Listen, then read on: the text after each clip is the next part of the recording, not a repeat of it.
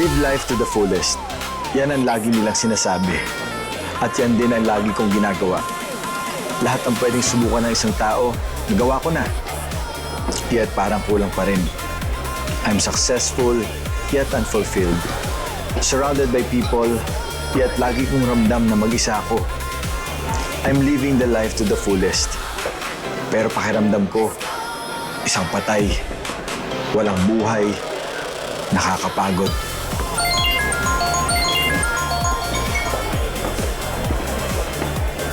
Hello? Hello, sino to? Sorry, hindi kita marinig eh. Mahina yung signal dito. Iris! Ano? Sino? My daughter! Sorry. Choppy ka eh, ha? Sige na, bye. Party! Yeah, come on, party! Tuloy ang party, guys! Tuloy! Okay lang? Are you enjoying the night? Wow! Cheers!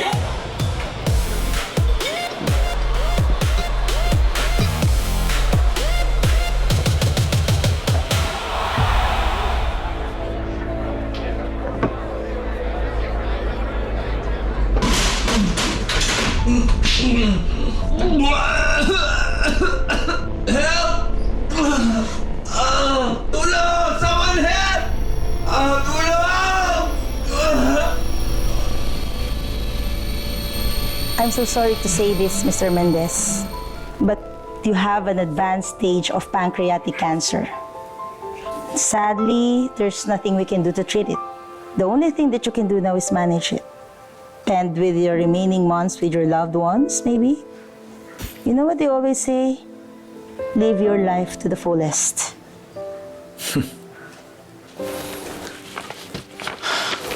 Talaga ba? Good morning, Sir Colin! Nandito na ako. Maglilinis na po ako. Good morning, Aya Mila. Pasensya ka na, maraming ulit kalat, ha? Naku, sir. Sanay na ako dyan. Konti pa nga ito eh. May house party ka ulit mamaya? Wala muna, Yaya. Abay, mala. Pahinga ka muna sa party, sir. Mamamatay na ako, Yaya Mila. Si sir talaga.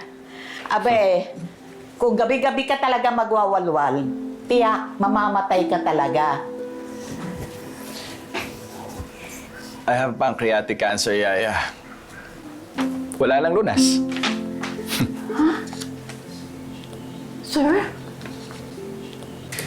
Sir, sino mag-aalaga sa'yo, sir? Sinong makakasama ninyo?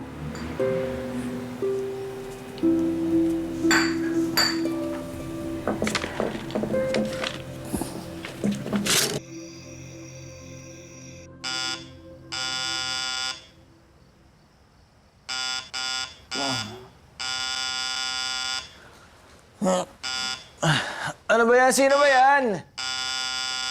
Sandali! Ano ba? What do you want? Ay, good evening po. Nandito po ba si Colin Mendez? Depende. Bakit anong kailangan mo sa kanya? May kailangan lang po ako sabihin sa kanya. Good news or bad news? Depende. Depende sa?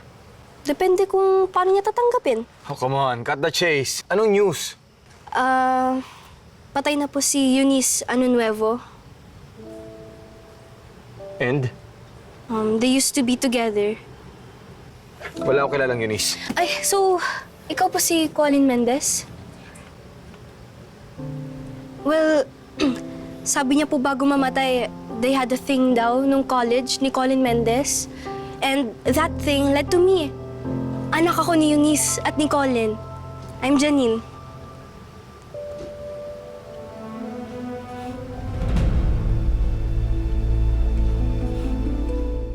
I'm sorry, Janine? Tama ba? Janice? Janine. I'm sorry, Janine, ha? Pero ang ganda ng kwento mo. Pasok sa magpakailanman. Pero hindi ako yung hinahanap mo eh. Wala talaga akong kilalang Eunice? Magkaklase daw po kayo sa ARC 101 nung freshman. Doon daw po kayo nagkakilala nung pinahiram mo po yung notes sa kanya kasi lagi siyang absent. lagi siyang sumasama sa student movements. Simula nun, lagi na daw kayo magkasama. Pag may climb siya sa mountaineering club nila, hindi na daw po kayo mapaghiwalay. She said that you were the love of her life.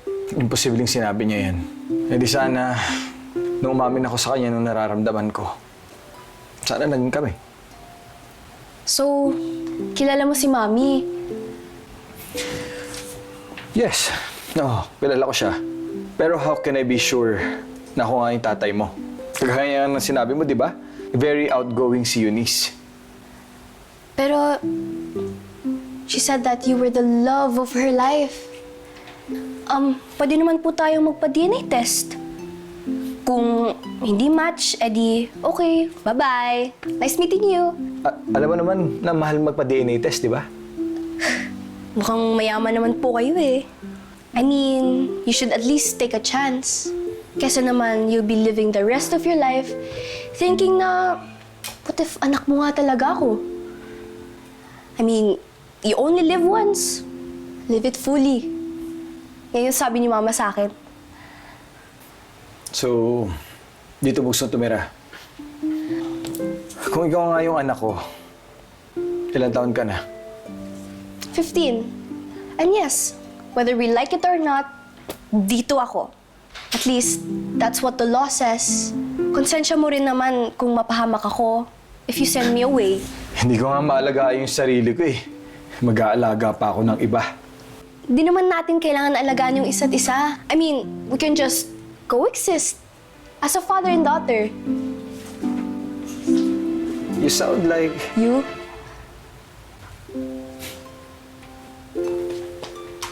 Nakakagulat naman, sir. May anak pala kayo?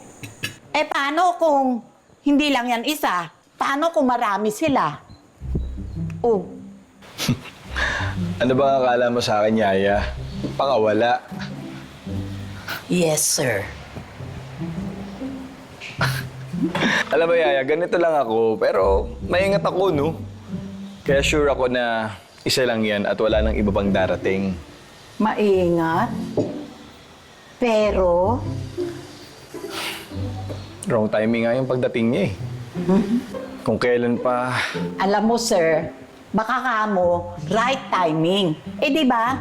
Baka yan yung sagot sa sinasabi ko na sino mag-aalaga sa'yo. Ngayon nalaman mo ang kondisyon mo. Ayaw nga niyang mag-alaga eh. Mag-coexist lang daw. Coexist?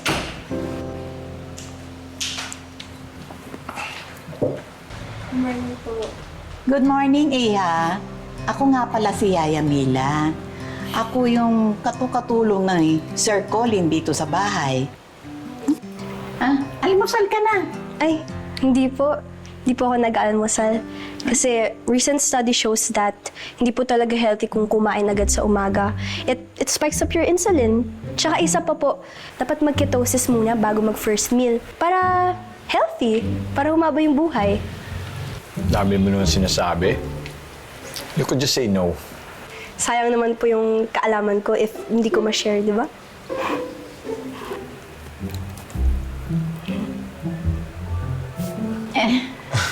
Tsaa. Pwede ka sa tsaa? Ay, Sige. Ay, nako okay lang. sige.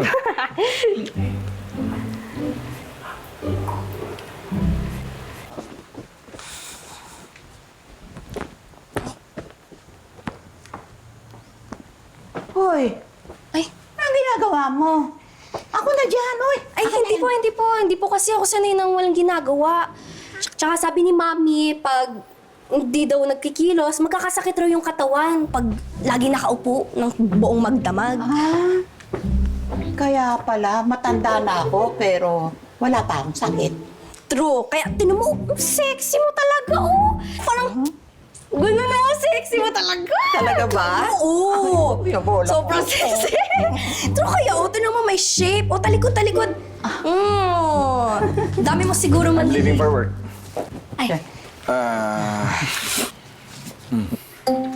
Ay, para saan po yan? Alamas mo. Summer vacation po.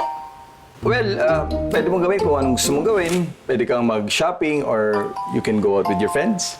Ay, wala po ako masyadong kaibigan eh. Tsaka hindi po ako masyadong nagsha-shopping. So, paano ko mapapakita sa'yo na I'm a good father? Ito lang kasi yung alam kong paraan eh. Yung bigyan ka ng allowance.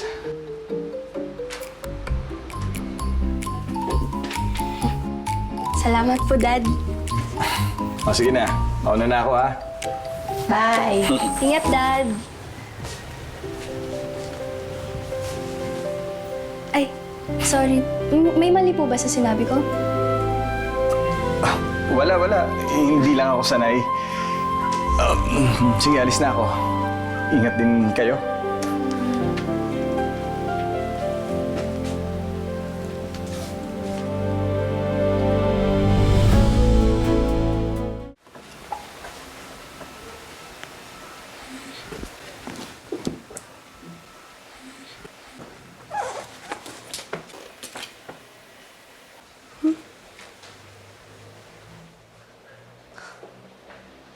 This is Mommy and si Dad.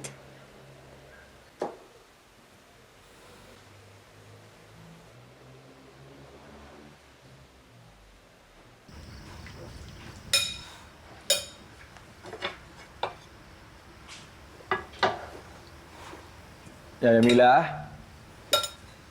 Yaya Mila, nag-ayos ka ba ng workstation ko?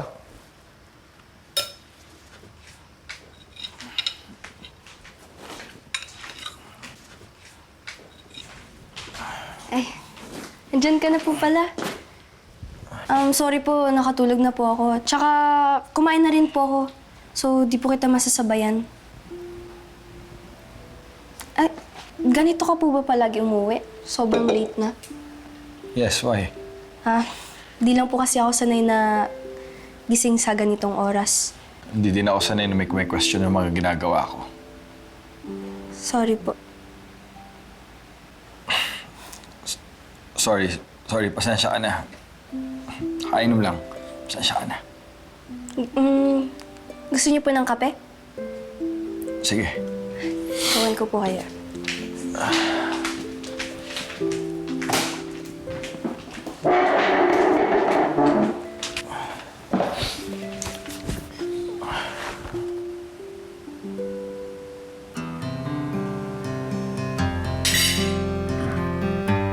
Sino nagluto nito? Ay, ako po. Tinuro yan sa akin ni Mommy kasi specialty niya yan eh. I know. Ha? Bakit kasi gumagawa ka pa dito sa bahay? Andiyan naman si Yaya Mila eh.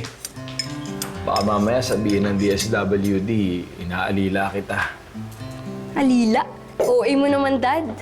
Ayoko lang kasi lumaki ng walang alam sa buhay. Kaya tinuro sa akin to lahat ni Mommy.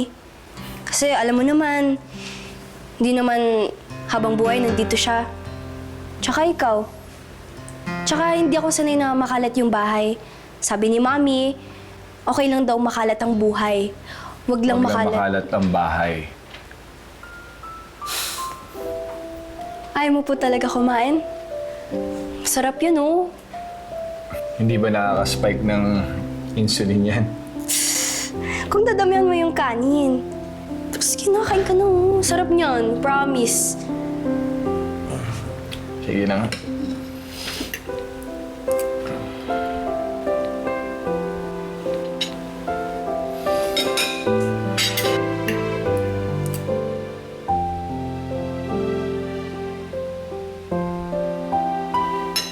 Sarap, no?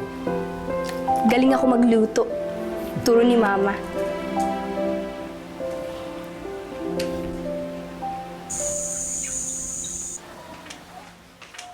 Dad? Wala kang work? Dad? Dad? Oh my gosh. Hello po. Emergency po. Kailangan ko po ng ambulansya. Ay, sorry po. False alarm. Ano ba yan? Dad, Ambulansya agad, ha? ano ba yan? Akala ko naman kung napaano po kayo. Lasing lang po kayo. Oo, Ganito lang naman ako tuwing umaga eh. Hindi po kayo pwede ganito araw-araw. Bakit ba ha? Alam mo ang pakialam mo. Eh ganito na yung buhay ko eh. Kailangan mo alagaan yung sarili mo. I mean, I can't be an orphan twice a row. Si Mami nga namatay sa disease. Tas ikaw rin mamamatay sa disease. Gaya-gaya lang. Saan ba ako gusto mamatay ha? Aksidente? Murder? Wala. Ayaw ko kayong mamatay. Sa ngayon, gusto ko kayong mamatay dahil sa old age. In that way, mas matagal pa po tayo makakasama. Alam mo, paano man ka kay Eunice? Pareho kayong mag-isip. Lagi niya sinasabi sa akin, ang importante sa buhay ay hindi maging mayaman or maging successful. Ang importante, may kasama ka. Yung mahal mo. Yun yung importante. Gusto niyo po ng cold water? Wait, kuha po ako. Kape na lang. Ma-irritate yung tiyan mo niyan. Magkasakit ka pa.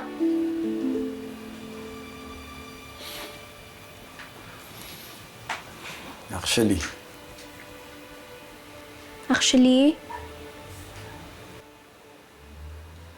tama ka.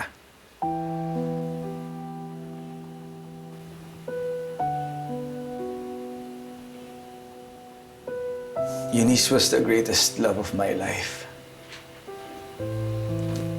Actually, hindi. She's the only one I loved. Wala na ako ibang minahal pa kundi siya lang. Pero siya rin yung the one and biggest heartbreak ko. Kaya siguro ako nung nagkaganito dahil sa kanya. She broke me into 1,000,000 pieces. Kaya di na ako nagmahal ulit. Pero all is well naman. Naka-move on na ako from her. Pero yung epekto niya sa naging buhay ko pagkatapos, hindi nawala. Alam mo, si Mommy, she always thought about you every day.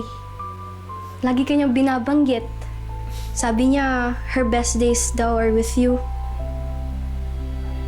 Kaya kanya siguro pinapunta dito, no? To make amends with me. Sa kabilang buhay. Isa yan sa dahilan. Pero ang pinakadahilan dyan is legally, ikaw ang tatay ko. And ayon sa batas, ikaw ang dapat kumukup sa akin. Bad trip naman to. Patuloy na yung luha ko eh. Totoo naman eh.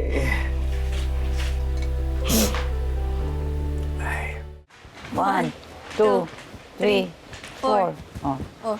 1, 2, 3, 4. Grabe. Oh, 1, 2, 3, 4. Oh. Isa pa? Isa pa? 1, 2, 3, 4. Oh, isa pa, isa pa. Oh, isa pa? Sige, 1, 2, 6, 7. Hello, Ashley.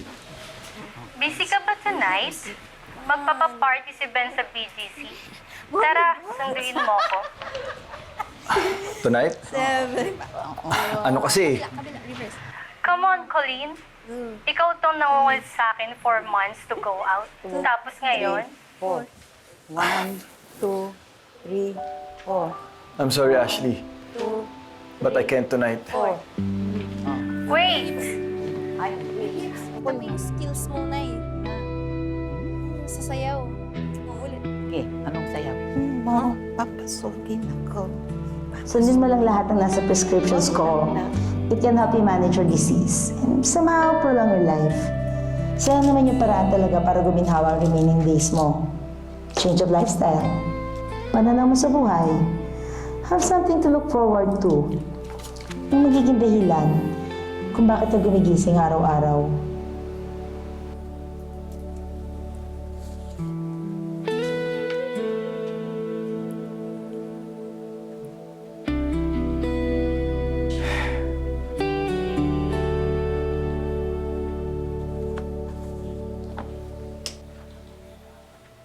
Dad? Dad? Dad? Dad? Yes, may problema ba? Ay, wala naman po. I'm just checking on you. Is everything okay? Oo naman. I'm good. Tawag ka lang if you need anything, ah. Salamat sa concern. Dad, I'm here. Halagaan natin ang isa't isa. Muna na ako.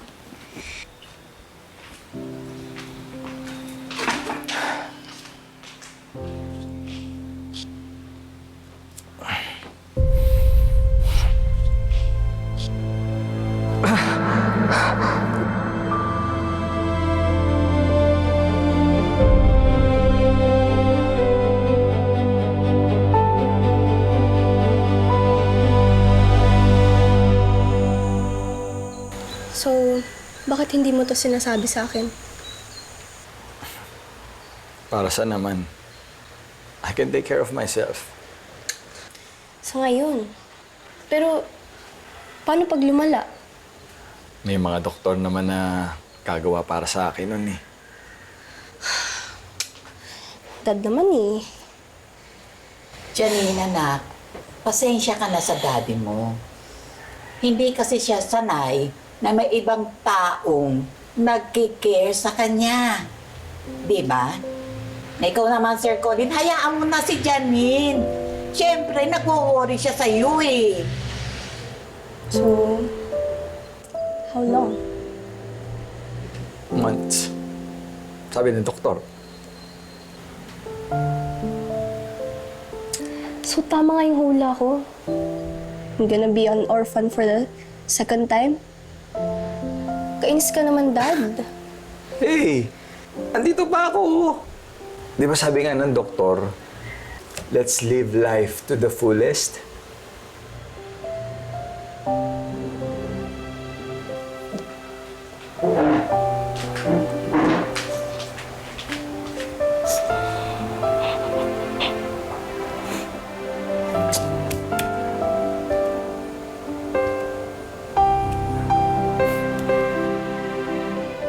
Alam mo, lagi tinuturo sa akin ni Mama kung paano magluto ng iba't ibang like, mga food. Ikaw na tinola. Natry ko na nung magtinola. Tapos, sinigang. Favorite ko talaga yung sinigang. Favorite namin gawin ni Mama yung sinigang.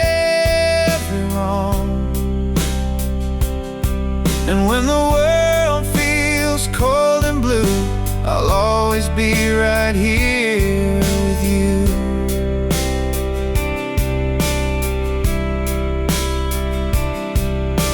The years may fly. Ikaw po, nagluluto ka din po ba?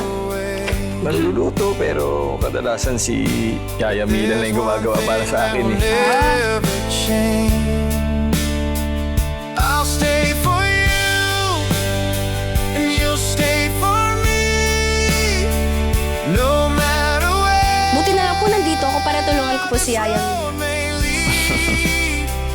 Di mo naman kailangan kasi andyan naman si Yaya Mila para gawin to. Pero salamat ha. Every little while, hold my hand.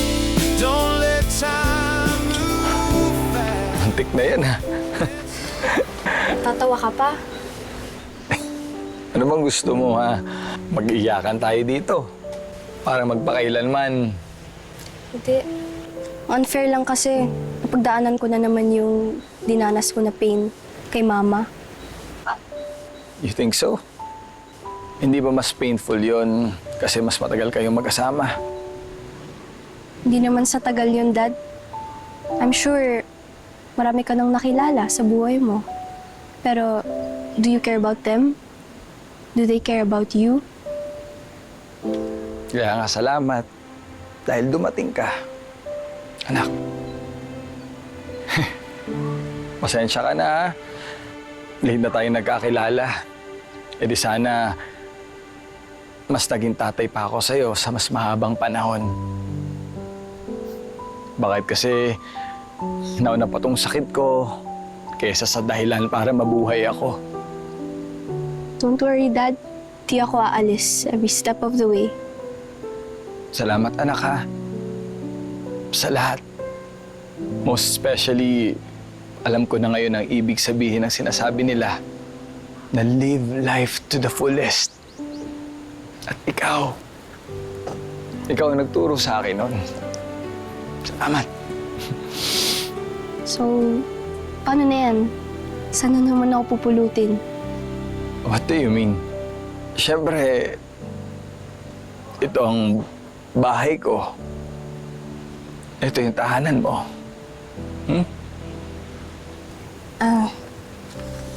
Sa'yo na ulit to, Dad.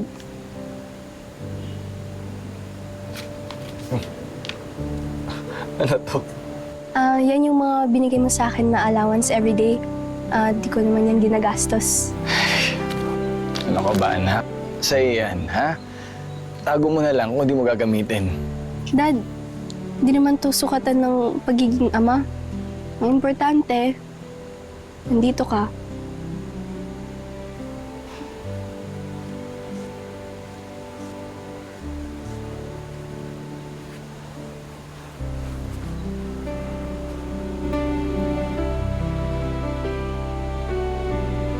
Lahat ng meron ako, lahat ng na-achieve ko sa buhay, walang dahilan noon. Walang patutunguhan. Hanggang sa dumating ka, anak.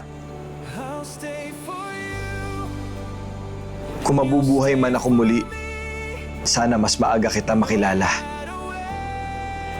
Para magkaroon naman ng saysay ang buhay ko. Kasi totoong nagsimula ang lahat nung dumating ka.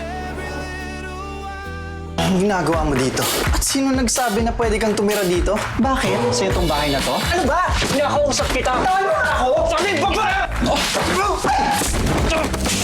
Hindi talaga pwedeng mamatay ang kambal mo. Nagbayad na yung kliyente sa kanya. Hindi yan pwede i-cancel o ipagpaliban. Diyos ko, Kuday! Yung kakambal ko nagiging halo doon na koma!